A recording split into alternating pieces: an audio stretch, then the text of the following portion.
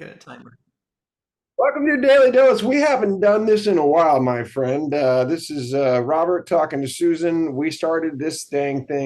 I'm going to guess about 3 years ago, 3.5 years ago, something like that. 700 and something episodes ago. Geez, So we've been doing that something for a like that. while. Yeah. Yeah, this is what people say when they want to feel old, right? We've been doing it for a while, and the Daily Dose is made up of us talking just off the cuff, spur of the moment, improvising. We don't prepare. We're both charged at this moment from coming out of something very special. We just had the rough cut premiere of Boys of Summer Third Base. Susan, you were at the event where we filmed it, which was just weeks ago, and then you were at this rough cut screening online we just did. It was so So weird. I yeah, forgot that I was sitting in my house. It was so real having been there quite recently and just doing all the games and stuff. It felt like it was real time present. So, yeah, it's surreal because that was just 3 weeks ago. Today is October 24th and the time of filming, and that we did this incredibly rushed performance because needing two things: a to get make sure my dad could be there, and he was. Obviously in later stages, Parkinson's and with some difficult health challenges, we needed to tell this story, the fourth of the Boys of Summer films, and B, to meet this deadline for the World Parkinson Congress, which was October 21st of this week. It just was, yeah, Tuesday morning that I submitted that at the literal last hour to make sure that, it could be considered for their big convention in May of 2026 that they do every 3 years. So that's what we did. What are you thinking or feeling? Because I know what I'm thinking, but I'd love to hear from you first. I I feel like I learned things and understand things now that have been part of your lessons and the vernacular of what we have, the structure of our own language. It resonated with me better through watching this film than it ever has before. And I think it's because you actually brought in all the parts of your life. And at the time, in the last year, when I knew you were going to do that, I thought, how's that going to work? How's the PhD going to be beta breakers?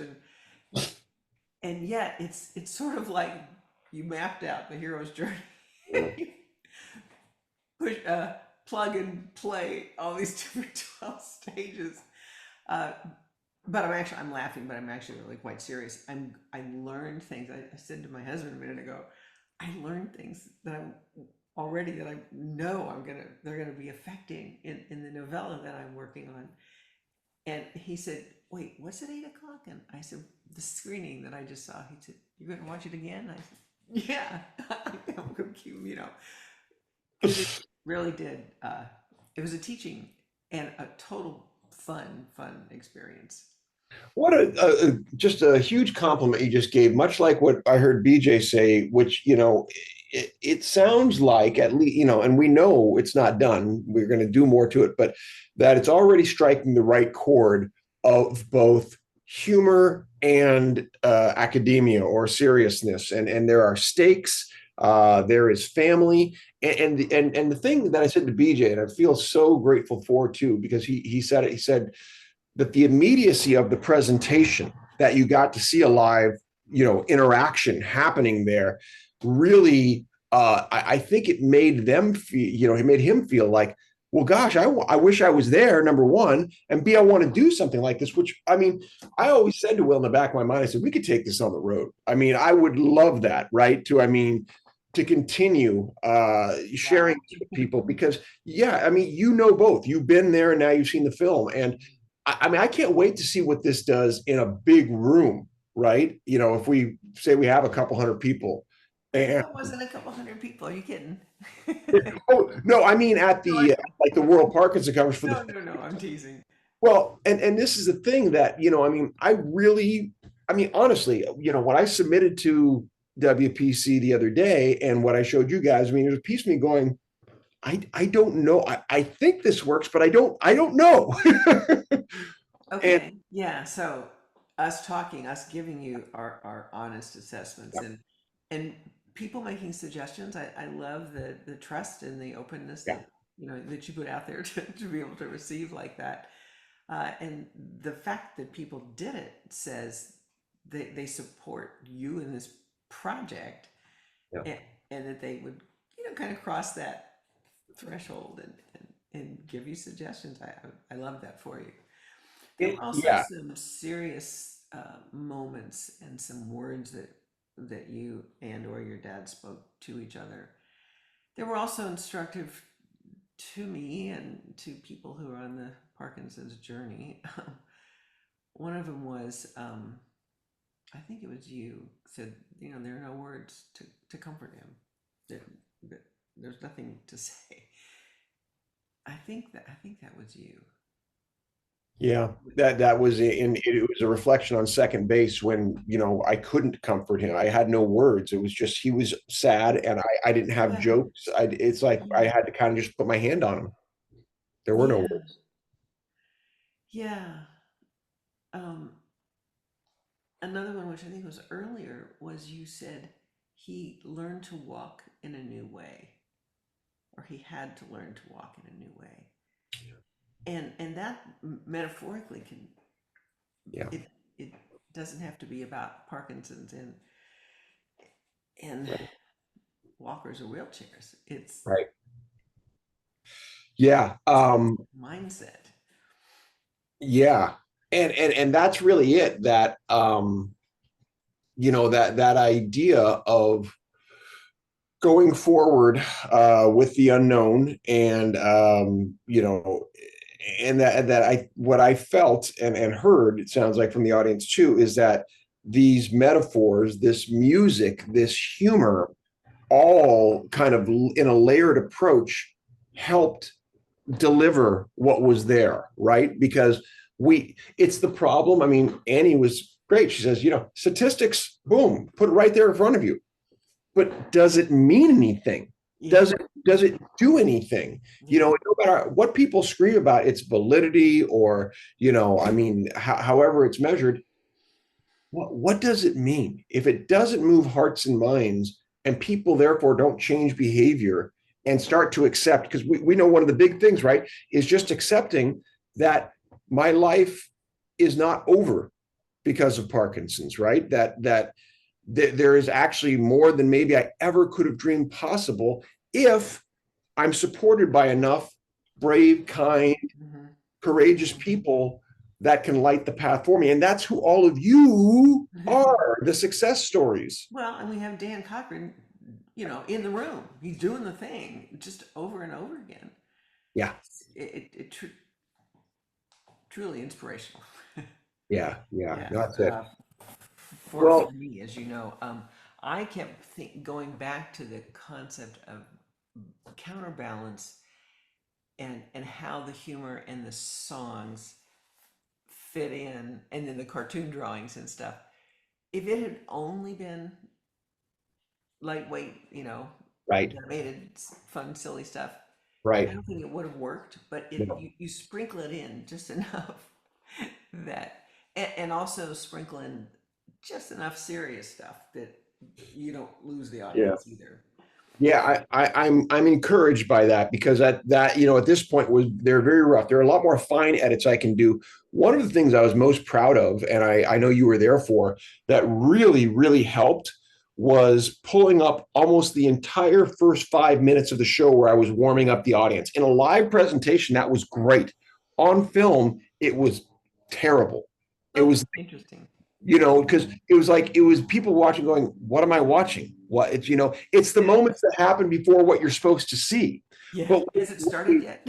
yeah, I cut down Good Time. Even, it's not even a long song, it's only a minute 45, but I cut it down to about a minute, hmm and I montaged everything we did, right? So that, what do we get to right away? We get to the scary seven scary words, and by the way, there's a problem. And it's like, oh, that's why I'm watching this. And as I watched it today, I said, that freaking works. And then it cuts right to the video. Boom. I even saw you kind of react, right, when it cut to the thunder and lightning.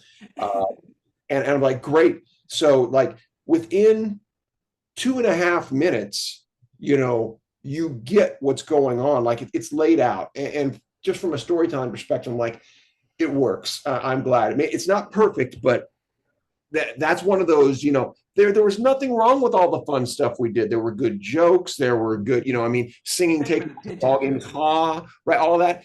But Oh, I forgot about that. That didn't make yeah, the cut, huh? no, well, I mean, it's so fun individually, but you know what it did? It slowed down the action. We Can't need to have get that. to it, Yeah, yeah, right? This is my constant note to you guys. It's not that it was wrong or bad. It's that it's keeping the story from what does the story need? I mean, and here's another thing you saw. I thought it played well. The mentors songs, the mentors things, right? I mean, funny, silly, but got the information out. right at the right time. And BJ, I think, wrote a little note about it too. That He he loved the mentors bit, yeah, yeah, and I mean, and calling it, I think it was Aunt Linda called. It's stupid, it's dumb humor. It's meant to be dumb humor. Mhm. It's to make you go, oh my gosh. I mean, yes, and hopefully, like I said, it's putting the sublime next to the profane, as it were, and going, they're equally human, right? Yeah, and your dad is a gem. I mean, his little one-liners No doubt.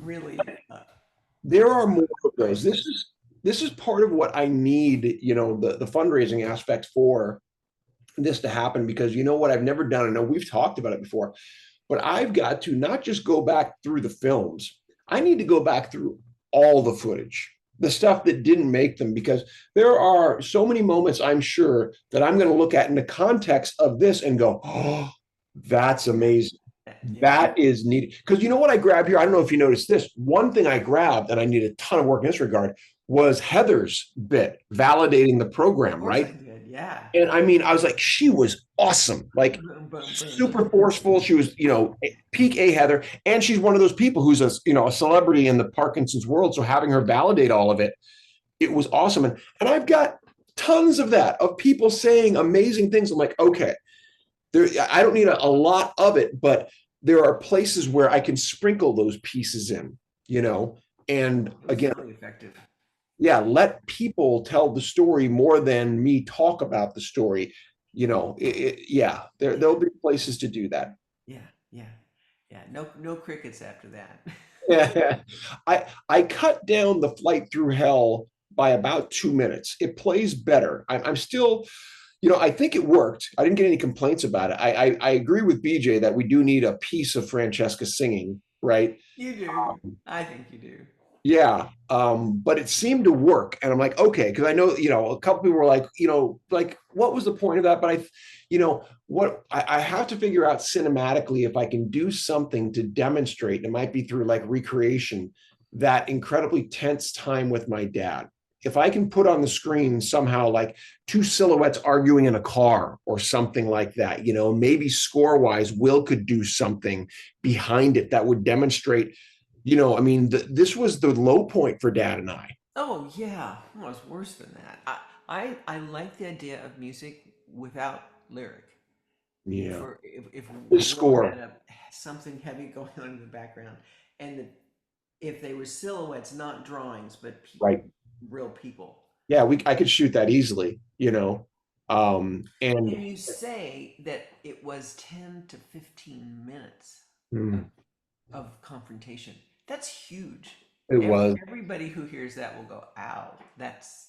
especially if they see it, like you said, just, and they, I Mhm. mean, you can get it without getting it. And if, like you said, Will score, he's brilliant. He'll get it. There's a lot of places where, I use temp score that was stuff he had written from other movies. Some of it works really well. Others, I know he can do better. I just know he can. And I know he's looking forward to the opportunity too, which is so exciting because, I mean, here he is. He's now the professor, the lead of the department at UT Arlington of the film scoring department. That's his job. He's ready to, he's going to find out, but he thinks he can take this in for the whole mix. So it's like, I might get to go there and hang out with Will on campus as, we rework the sound to really make. I've never had a proper sound design for any of the three films. They've all just been thrown together. But now we could do that. I mean, are you kidding me? Wouldn't that be something? And he, like I said, for him, it's his work. Like this makes him look good. So I'm like, I'm so glad this isn't just you doing me a favor. They're like, no, this looks good on your resume. Yeah, yeah, you for know. sure. Yeah. So On his resume. Yeah. Yeah. yeah, well, he's growing toward getting his tenure. So, this is one Cool. of those things.